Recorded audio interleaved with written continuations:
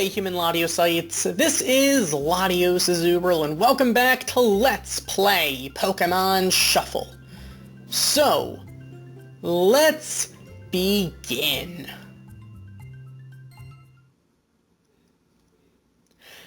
Last time we took on some more of the Violetta Palace main stages. This time we actually have some new special stages, or at least one new special stage, and one returning one. So Bellossom appears. Take on Bellossom here. Don't miss a chance to defeat and catch his powerful foe. Consider bringing Combuskin and Charizard along, as they might give you a better shot to win this. Okay, it is a great challenge, and it's actually fairly challenging.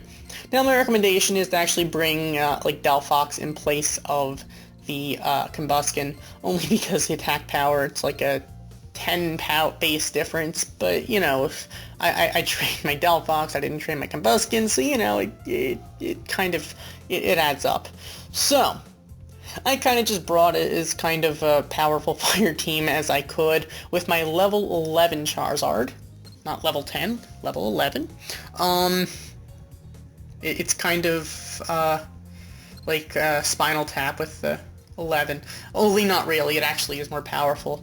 But it will eventually go up to 15 once I actually get it to gain some experience. Of course, the only thing I'm going to be able to do that is Ampharos and Victini. I can't really do that against Meowth. I don't want to risk burning Meowth. That would kind of suck. Speaking of things that are unfortunate, the starting board is, oh my goodness, it's kind of complicated.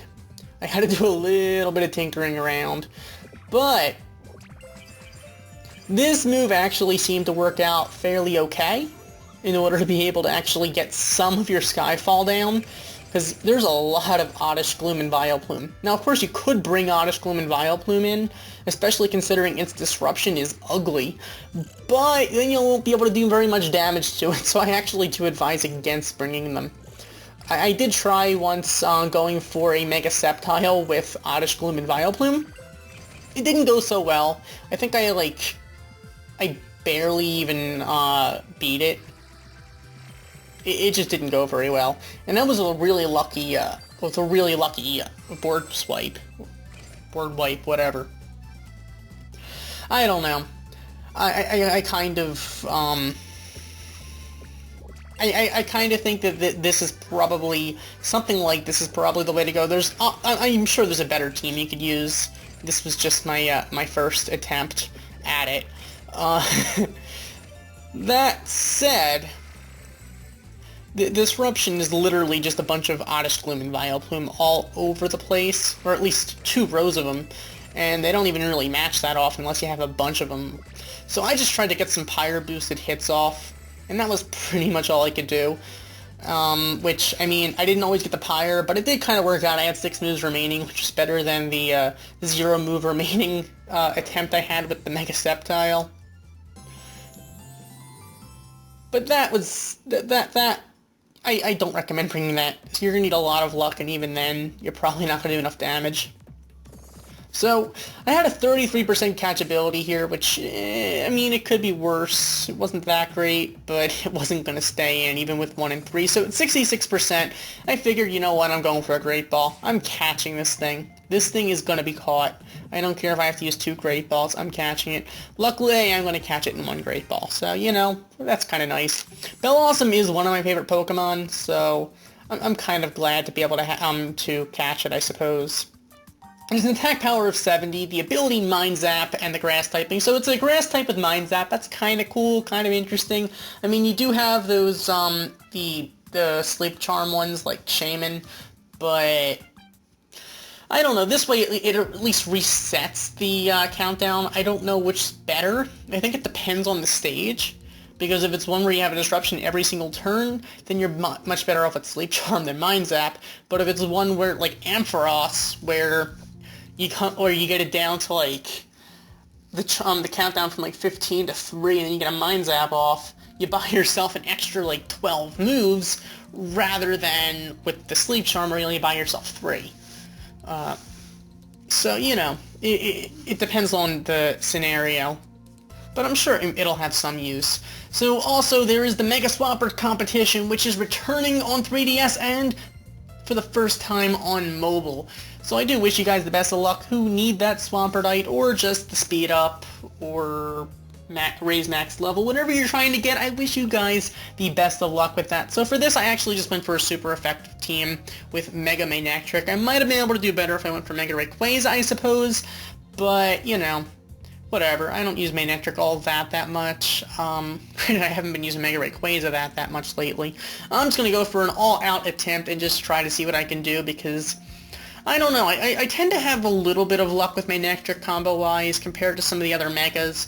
And the way I saw it was, it does, I mean, Rayquaza could probably do well. So could probably, Sceptile. Mega Sceptile would probably do fairly well here, especially because it does use a non-support Trico. And since it doesn't offer a complexity, it's not like you're going to be getting rid of them. Not that I would use a complexity right now anyway, especially with all that stuff I'm doing in the main stages. So I'm going to try to get rid of some of those blocks of Zekrom. It's not going to happen, but at least I did get the Manectric off, and that's kind of nice. Another nice thing is they finally stopped doing the speed move thing. I'm not a huge fan of the whole speed move thing, so I'm kind of glad they got rid of that for this competition. I'm just going to try to go for a lot of Power of 4 pluses, mostly because damage. Combos, well, combos are more of the reason I go for Manectric. Damage itself doesn't really matter right here. It's about the score. The more damage, the better score you get. So, I mean, it kind of, it goes both ways in that respect. But it's just about getting combos here. Combos are pretty much everything. I'm not going to get a Power of 4 plus right there, but I am going to get a mediocre combo. Mostly, it's about going for the Manectric for combos, the way I see it, at least. I don't know. So I'm just going to try to go for whatever combo I can find. Luckily, I actually am having a little bit of luck this time with combos. Not too much luck, but a little bit. I'm getting some Power of 4 pluses off. I'm getting some combos. Aren't really that many Tricos that I've been dealing with. It's just not too bad.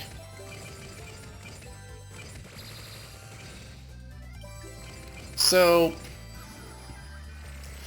Swampert's just going to be adding a bunch of just blocks, which I can't complain about. I really can't complain. Especially because I can get rid of them with Zekrom, I can get rid of them with Manectric. I mean, the blocks just aren't that much of a problem. Plus, they go away after a few moves. So I'm going to be able to get a score of, like, I'm at least going to break 60k, which I can't really complain about, to be honest. And since I already have the Mega Stone, it's not like I have too much on the line. It would be nice to be able to get the speed ups and the raise max level, but you know, you can't get everything. I didn't exactly. I kind of just skipped the Latios escalation battle mostly because I was busy doing stuff on the main stages.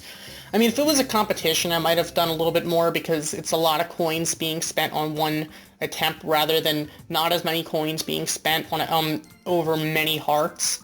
I kind of wanted to save up my hearts to a coin grind so I could do main stages and do main stages. So I kind of just passed on that. But for Swampert, I mean, we're already running toward the end of Violetta Palace anyways. I figured nothing really to lose. So, I mean, I'm currently at the time of doing this in like the top 91. Not too bad. I should be able to at least get the at least the second prize. So if nothing else, I'll get something out of it. So, time to return to Violetta Palace. So first of all, checking in to get some coins is always appreciated.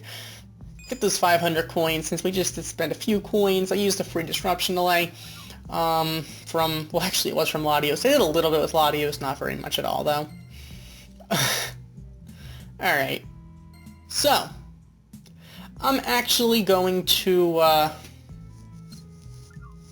just try to see what kind of powerful team I can go for. Now the thing is, I'm actually going to go for a Braviary Skyblast team, which I have a little bit of, I have mixed feelings about. I kind of prefer Pyre because I think it has a better activation rate, so, you know, but at the same time, I mean, Lugia and Salamence do have some power behind them. And if you can get some combos, you'll be in good shape. So, I don't know, especially because with Cacnea there were a lot of, well, Cacnea. So, in this stage, it's not exactly, you know, there's some Cacturn. Dealing with those Cacturn could be a problem. Lugia could probably help a little bit. At least that's the way I was thinking. So, while there was like a 5 Braviary to go for, it wouldn't have given as much of a combo, so I kind of just passed on and just went for the, for whatever I could to try to get a combo. And this thing's just going to keep on adding Cacturn. So the way I saw it was the best way I was going to have a chance of taking this thing down is if I did go for a Disruption Delay. Either way, all I could try to do is get as much damage as I could down on this thing, get the Mega Evolution, at least get Gengar out of the way, and just... I mean, it's all about damage, combos, and whatever else I can do. Because that is not a very fun disruption to deal with. Because every third move, it adds a bunch of Cacturn and blocks toward the top. It's not at the top, but it's toward the top. It's bad enough that it will keep you from getting decent combos for a move. And by the time you get rid of those Cacturn and blocks, more show up. It's really not too much you can really do about that other than pretty much work around it. And if you can get an S rank with it, then good for you, that is awesome. I don't know if I could. I would need some serious luck with combos. The RNG gods would have to really be smiling on me. And let's be honest, that usually doesn't happen. So, you know, it's all about just going for whatever powerful hits I can go for. Not much I can really say about that, I suppose. I just need Lugia to keep just eject plussing this stuff. Because the more of those Cacturns I can get rid of, the more space I have on here for other Pokemon, the better combos I'm going to get. Can't really do anything with the block since I don't have a Block Smasher on this team. But the way I see it is, if I can get the blocks at the bottom, then at least I'll have at least half of the Skyfall, and that should help us out combo-wise. So, I guess it's more of a just take what I can get thing. Of course, I have like a bunch of Braviary set up, and you're gonna add combo, and you're gonna add disruptions right on top of them. Of course, Cacturn. I see that game you play. All right.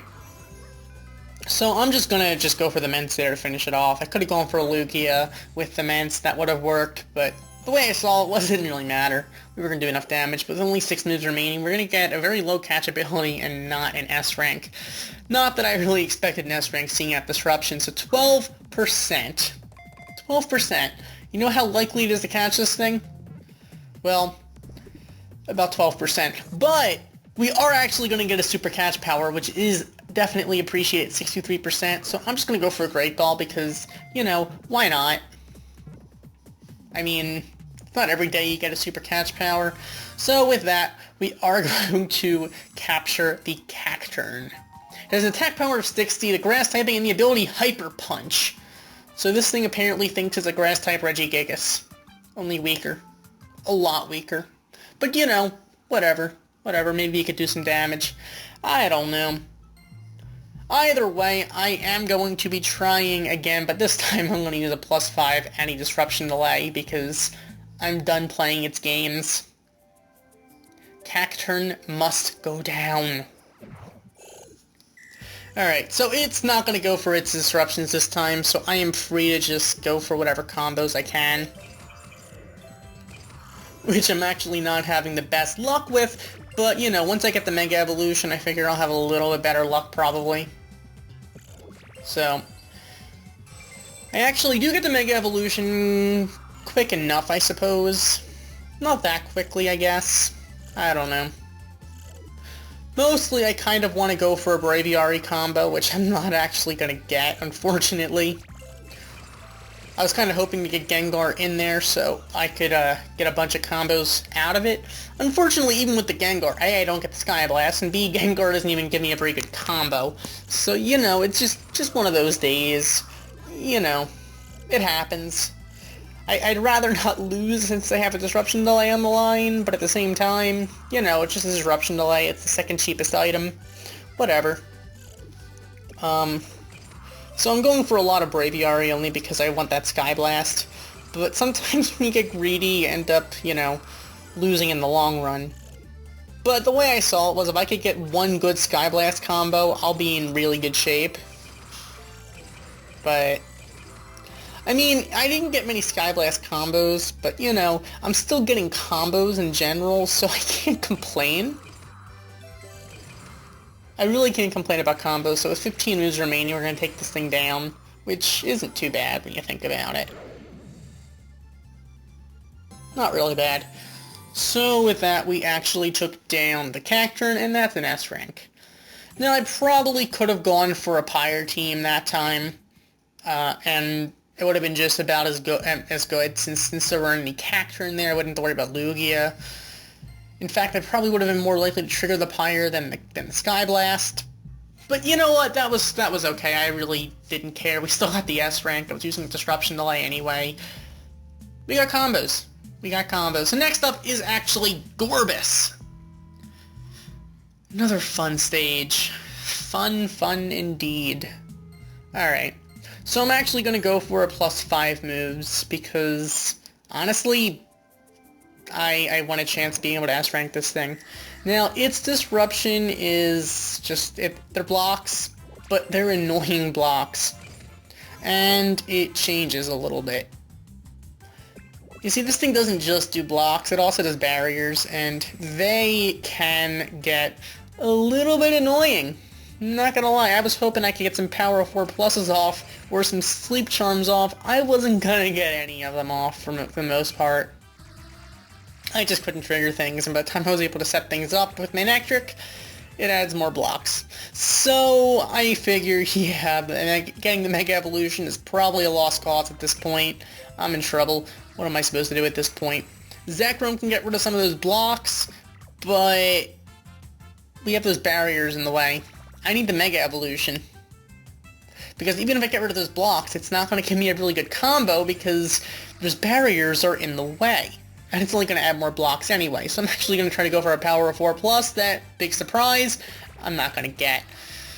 And of course I wasn't going to break that block that would have, you know, comboed into the Manectric to give us the Mega Evolution. That would have been way too easy.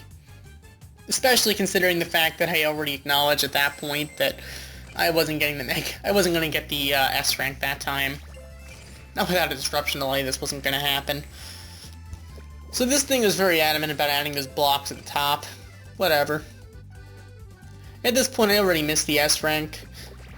I already pretty much missed any decent catchability that wasn't minimal. But you know what? Super catch powers happen. And so do fluke Pokeball captures. They happen. They definitely happen. They don't happen all that often, but you know, they happen about as often as you would expect. The 1% capture works about 1% of the time, even if numbers really do mean nothing in this game. I mean, it's not about numbers meaning nothing, it's about overall. 1% catchability is, they work 1% of the time in theory. Doesn't mean they necessarily will work 1% of the time. Who knows, we're going to get a minimal catchability here of 12%, which isn't too bad. I can't really complain about 12% given that we were at a minimal catchability. This was just base catchability. And we're actually going to catch it. I mean, it works 12% of the time, so, you know, numbers might mean nothing, but hey, you know, it has an attack power of 70, the ability Mind Zap, and the water typing. With that, we somehow managed to catch Gorbis, even if we didn't get the S rank. But next time, we will be taking on Magmar, and we will try to get that S rank on Gorbis. In fact, I'll take it a step further. Next time, we are going to go after Mega Scizor. You have my word. I will do everything I can to do that. So thank you for watching. As always, like, comment, and subscribe, and I'll see you guys next time we finish up with Violetta Palace. Goodbye.